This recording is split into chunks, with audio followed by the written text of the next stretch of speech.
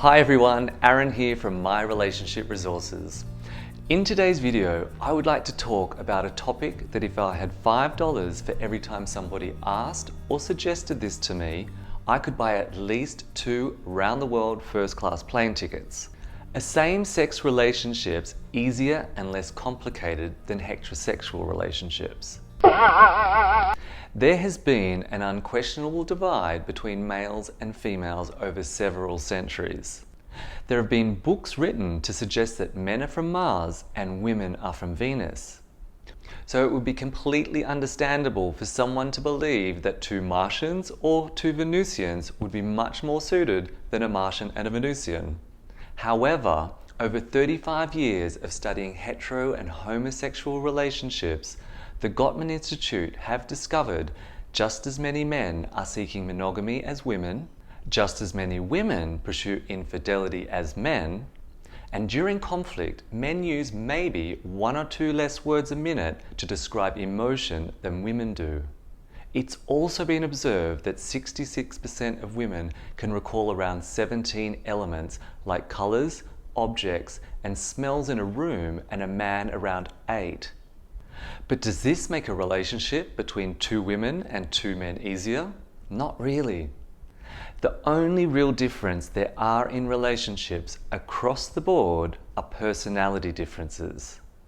Even Esther Perel, a leading expert in conflict resolution in both straight and gay relationships, agrees that the distinction between how men and women behave in relationships is minimal.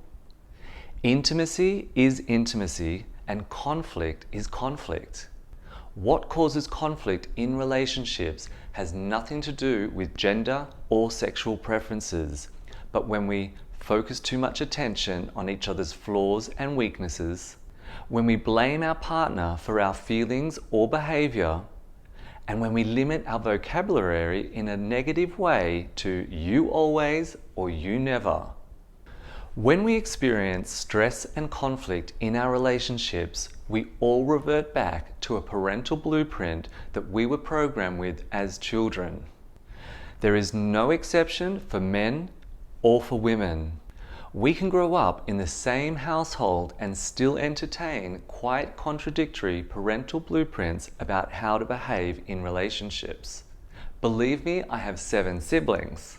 Most of us possess on some level opposing parental blueprints causing stress and conflict in our relationship.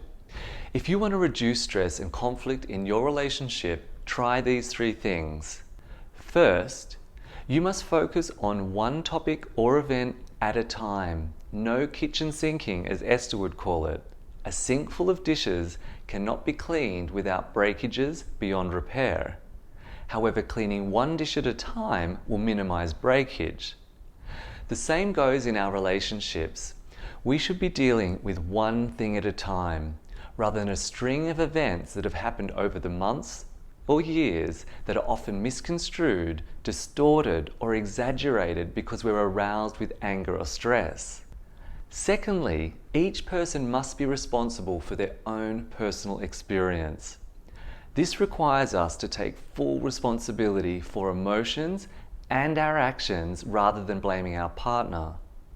Talk about fear and desire rather than what did or didn't happen to cause the conflict. Thirdly, we need to seek empathy. This requires us to investigate ways to understand and accept each other's perceived reality, no matter how this makes us feel. It's crazy how fixed and resilient we can be on our own perception of reality and what actually took place. We have to nurture each other's fears and desires rather than to seek victory or supremacy over our partner. Now, if you struggle with any of these things, this has nothing to do with being with a man or a woman. Studies have shown that around 70% of problems in all relationships are perpetual, even the good ones. Now, the difference between people that struggle in relationships and the relationship masters is that the masters, they know how to manage their emotional state, they embrace each other's personality differences, and they support each other to reprogram the beliefs and behaviors of unhealthy parental blueprints that cause stress and conflict in the relationship. So I guess that sums up that same-sex relationships are not easier and less complicated than heterosexual ones. People are people and relationships are relationships, and anything worthwhile requires effort.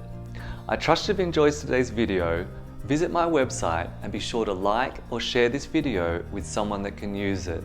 And feel free to ask any questions or make a constructive comment below. Sending you love, light, and laughter.